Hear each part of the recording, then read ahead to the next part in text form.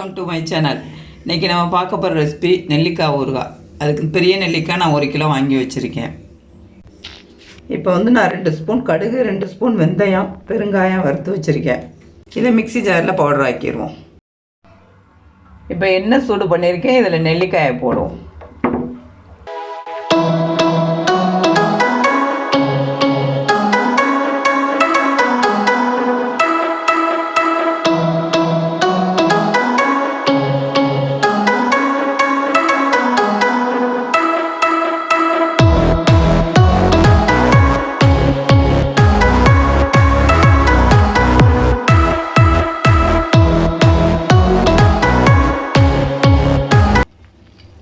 இப்போ புளி 150 வச்சுருக்கேன். பூண்டு ஒரு 200 பூண்டு, 3/4 கப்பு மிளகாத்தூள், அரைச்ச பவுடர் வச்சுருக்கேன்.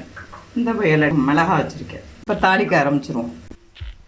இப்போ வந்து இந்த பெரிய நெல்லிக்காய் வந்து இது கொஞ்சம் பெரிய சைஸாக இருக்கறனால இதை கொஞ்சம் இந்த மாதிரி உதுத்து எடுத்துக்குவோம். சின்ன நெல்லிக்காயாக இருந்தால் அப்படி முழுசாக போட்டே தாளிச்சிடலாம்.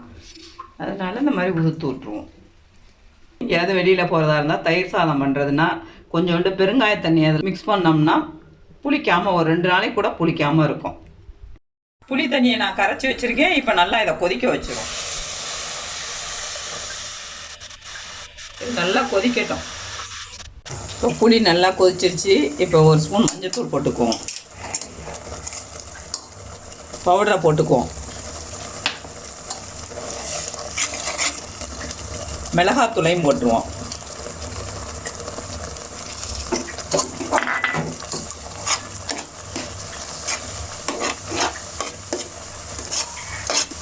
தேவையான உப்பை போட்டுக்குவோம்.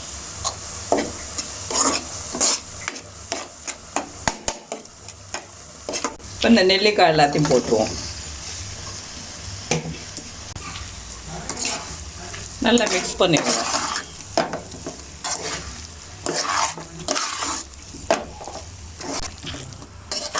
இப்போ தாளிக்க ஆரம்பிச்சிருவோம். நான் 200 எண்ணெய் ஊற்றிருக்கேன். பட்டை மிளகா போட்டுக்குவோம்.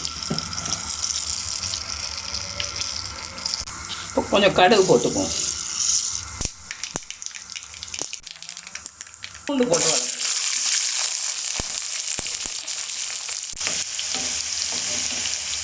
இப்போ தாளிச்சாச்சு. ஊறுகாயில் இப்போ ஊற்றிடுவோம்.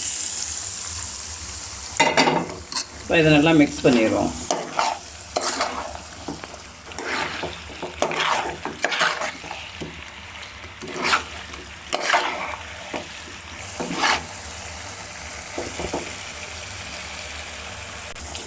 இது நல்லா மிக்ஸ் பண்ணியாச்சு. இப்போ கேஸ் ஆஃப் பண்ணிடுவோம். நெல்லிக்காய் ஊறுகாய் ரெடி ஆகிடுச்சு. இது ரொம்ப ஹெல்த்தியானது. இது 1 வருஷம் ஆனாலும் கெட்டு போகாது. நீங்களும் ட்ரை பண்ணுங்கள். தேங்க்யூ.